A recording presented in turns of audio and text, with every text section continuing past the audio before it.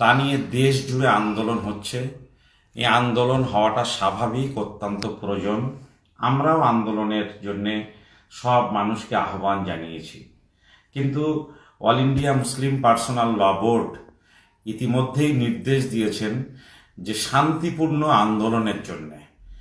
আমি আপনাদের কাছে অনুরোধ করব যে যারা যারা রাস্তায় নেমে আন্দোলন করছেন তারা এখনই রাস্তায় না নেমে অবশ্যই আপনারা সভা সমাবেশ করুন, মাঠে, ময়দানে, ঈদগাহে, আপনারা রাস্তার পাশে সমাবেশ করুন, কিন্তু এখনই রাস্তায় নামবেন না। আপনারা জানেন যে অল ইন্ডিয়া মুসলিম পার্সোনাল ল বোর্ড এই ওয়াকফ বিষয়ে শুরু থেকেই দেশ জুড়ে একটা গুরুত্বপূর্ণ ভূমিকা পালন করছে। এই ল বোর্ডের অধীনে দেশের সমস্ত মুসলিম সংগঠন, ছোট বড় সব সংগঠন এই মুসলিম পার্সোনাল ল বোর্ডের ছত্রছায়ায় দাঁড়িয়ে আন্দোলন করছে, যাতে দেশ জুড়ে একযোগে আন্দোলন হয়, যাতে অশুভ শক্তি, ফ্যাসিবাদী শক্তি এই আন্দোলনকে মিসগাইড করে কোথাও একটা অঘটনের জায়গায় না নিয়ে যেতে পারে। ইতিমধ্যে খবর পাওয়া গিয়েছে যে মুর্শিদাবাদের দু একটি জায়গায় বিচ্ছিন্ন দুর্ঘটনা ঘটেছে, যে ঘটনা অত্যন্ত দুর্ভাগ্যজনক। না ঘটলে আমরা খুশি হতাম। যারা ওখানে আন্দোলন করছেন আমি তাদের কাছে অনুরোধ করব, সঠিক দায়িত্বশীল যারা, তাদের নেতৃত্বে আপনারা ময়দানে নামুন। কিন্তু আমি বলতে পারি না যে কেউ নেতৃত্বের যোগ্য কি অযোগ্য, কার নেতৃত্বে নামবেন কার নেতৃত্বে নামবেন না।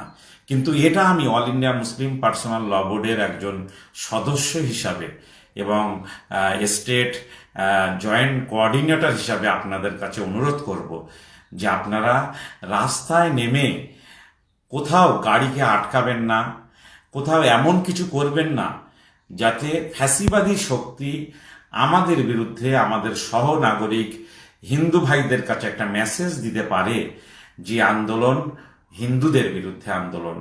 আমরা আবারও বলছি, আন্দোলন কোনো নির্দিষ্ট সম্প্রদায়ের বিরুদ্ধে আন্দোলন নয়। হিন্দু ভাইদের বিরুদ্ধে তো আন্দোলন কখনোই আমাদের নয়। আমরা চাই যে আমাদের অধিকারকে বিগত দিনের মতো সুরক্ষিত রাখার জন্যে, যে অধিকারগুলো হিন্দু ভাইরা মন্দিরের ক্ষেত্রে পায় সেই একই অধিকার মসজিদের ক্ষেত্রেও ছিল। কিন্তু আপনারা শুনেছেন যে মসজিদের ক্ষেত্রে অধিকারগুলোকে ছিনিয়ে নেওয়া হয়েছে, মন্দিরের ক্ষেত্রে সে অধিকারগুলো বহাল রাখা হয়েছে। আমরা চাই এদেশ ধর্মনিরপেক্ষ দেশ, মন্দির মসজিদ সবার জন্য একই কানুন থাকবে, সবার ধর্ম পালনের স্বাধীনতা থাকবে। কিন্তু আমাদের প্রতি এই যে অবিচার করা হচ্ছে এর বিরুদ্ধেই আন্দোলন হচ্ছে। আপনারা জানেন যে আগামী 26শে এপ্রিল শনিবার কলকাতায় ব্রিগেডে এক ঐতিহাসিক সমাবেশের ডাক দিয়েছে অল ইন্ডিয়া মুসলিম পার্সোনাল ল বোর্ড। ইতিমধ্যে আমরা সমস্ত সংগঠনের কাছে অনুরোধ জানিয়েছি যে আপনারা এই সমাবেশে শান্তিপূর্ণভাবে আসুন, সফল করুন। কিন্তু বিচ্ছিন্নভাবে কোনো জনগোষ্ঠীকে নিয়ে কিছু ভাই তারা রাস্তায় নেমে যাচ্ছেন। অনুগ্রহ করে বলছি, হতে পারে এর মধ্যে ফ্যাসিবাদী শক্তির কোনো ষড়যন্ত্র থাকতে পারে, যাতে করে আপনি কৃষক ভাইদের মতো আন্দোলনটা দিল্লি পর্যন্ত নিয়ে না যেতে পারেন, যাতে এই আন্দোলনটা বাংলার মধ্যেই শেষ হয়ে যায়, যাতে এই আন্দোলনের বিরুদ্ধে অন্যদেরকে আবার লেলিয়ে দেওয়া যায়, পুলিশকে লেলিয়ে দেওয়া যায়, আইনের যে নিয়ম আছে সেই নিয়মের ফাঁদে পড়ে আপনি যাতে নিজে ক্ষতিগ্রস্ত না হন। তাই বলবো যে আন্দোলন আপনারা যা করবেন তা অবশ্যই শান্তিপূর্ণভাবে করবেন। যখন রাস্তায় নামতে আপনাদের বলা হবে, অল ইন্ডিয়া মুসলিম পার্সোনাল ল বোর্ড যখন বলবেন যে আপনারা রাস্তায় নামুন, তখন আপনারা রাস্তায় নামবেন।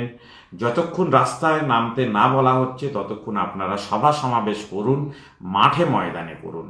অনুগ্রহ করে মুর্শিদাবাদে যা ঘটেছে তার পুনরাবৃত্তি পশ্চিমবাংলার কোথাও যেন আর না ঘটে, সমস্ত দায়িত্বশীল ভাইদের কাছে আমি অনুরোধ করব। আমি আবারও বলবো যে অনেক আন্দোলনের মধ্যে এমন হতে পারে যে বিরোধী কোনো অশুভ চক্রান্ত হতে পারে, তারা তার মধ্যে ঢুকে যেতে পারে এবং তারা এই আন্দোলনকে নষ্ট করে দিতে পারে। এই আন্দোলন যদি দিল্লি পর্যন্ত নিয়ে যেতে হয় তাহলে অবশ্যই মাথায় রাখতে হবে যে আন্দোলন আমাদের আন্দোলন। আপনার বাড়িকে যেমন আপনি চান যে সুষ্ঠুভাবে থাক, তেমন আমরা চাই যে দেশ সুষ্ঠুভাবে থাক। ঠিক তেমনইভাবে আমরা যখন কোনো আন্দোলন করব, সে আন্দোলনও কিন্তু সুষ্ঠুভাবে থাকবে।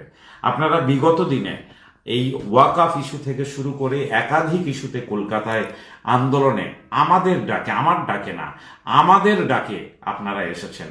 কোথায় গাড়ি রাখবেন, কোথায় কোন রাস্তা দিয়ে মিছিল সমাবেশ স্থলে পৌঁছাবে, কিভাবে কোথায় বসবেন, সবটাই কিন্তু আপনারা বলতে পারবেন না যে কোথাও কোনো বিঘ্নতা তৈরি হয়েছে।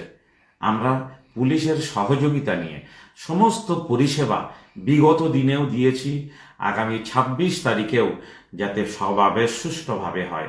আপনারা তো বিগত দিনে নানা রাজনৈতিক দলের সভা সমাবেশ সুষ্ঠুভাবে করেছেন, কিন্তু মুসলমানদের সংগঠনের নামে যখন কলকাতায় আসেন তখন কেন সমাবেশগুলো সুষ্ঠু থাকে না?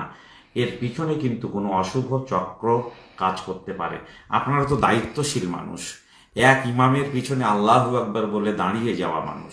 আপনারা তো দেখেছেন মক্কা মুকাররমায় আরাফাতের ময়দানে ৫০ লক্ষ ১ কোটি পর্যন্ত মানুষ তারা আল্লাহর ডাকে সেখানে সম্পূর্ণ নীরবতা পালন করে নামাজ আদায় করে। আমরা তো সেই জাতি। তাহলে আজকের আমাদের কাছ থেকে অন্যদের কাছে বিশৃঙ্খলার কোনো ছবি তারা পাওয়ার সুযোগ পাচ্ছে কেন? গদি মিডিয়া চাইবে যে কোথাও একটু টাওয়ার জ্বালিয়ে দিন, কোথাও একটা কুশপুতুল পুড়িয়ে দিন, আমরা ছবি করব। আপনি দেখবেন সেই ছবিটা নিয়ে ওরা ওদের স্টুডিওতে বসে মুসলমানদের নাম ধরে গালিগালাজ করবে। সেইটা আমরা শুনে ব্যথিত হচ্ছি। আবারও বলবো, আপনারা শান্তিপূর্ণ আন্দোলন করবেন। আজকের আমাদের কলকাতায় আমরা আবারও বসছি, যারা নেতৃস্থানীয় তারা, আমরা আপনাদের একটা হেল্প ডেস্ক নাম্বার দেব কয়েকটা। আপনারা যেখানে যা করবেন সেই নাম্বারে যোগাযোগ করে পরামর্শ নিয়ে তারপরে আপনারা পুলিশকে জানিয়ে অবশ্যই সভা করবেন। পুলিশকে না জানিয়ে, পুলিশের বিরুদ্ধে, পুলিশের ব্যারিকেড ভেঙে কোনোভাবেই রাস্তায় নামবেন না। আমি আবারও আসছি, আপনারা যদি মনে করেন যে সব সময় আমাদের যে আপডেট খবরগুলো আপনারা পেতে চান, তাহলে আপনারা আপাতত আমার এই পেজটাতে আপনারা লাইক দিয়ে রাখুন। আপনারা প্রত্যেক দিন কি আপডেট হচ্ছে, কতটা কাজ এগোচ্ছে, সবটা আপনারা জানতে পারবেন। আমি আবারও বলবো, আমাদের অনুরোধগুলো আপনারা মেনে চলুন। এ কাজ আমার একার নয়, এ কাজ আপনারও একার নয়, এ কাজ সমগ্র জাতির কাজ। তাই ঐক্যবদ্ধভাবে, সম্মিলিতভাবে নিজেদের ভ্রাতৃত্বকে মজবুত করে এই বিপদ থেকে যাতে আমরা উদ্ধার হতে পারি, সেই টার্গেট নিয়েই কিন্তু এই কাজ করতে হবে। আমরা যদি কৃষক বন্ধুদের মতো করে দিল্লি পর্যন্ত পৌঁছাতে পারি, তাহলে ইনশাল্লাহ কামিয়াব হব। এমন কাজ আপনারা করবেন না যে আন্দোলন মুর্শিদাবাদের মধ্যেই শেষ হয়ে যাবে, যে আন্দোলন কলকাতাতেই শেষ হয়ে যাবে, এমনটা যেন না হয়। সবাই ভালো থাকুন, আমাদের পেজ ফলো রাখুন। আমরা আবারও জানিচ্ছি কি আপডেট ঘটছে, সে বিষয়গুলো নিয়ে আপনাদের সামনে আসছি ইনশাল্লাহ।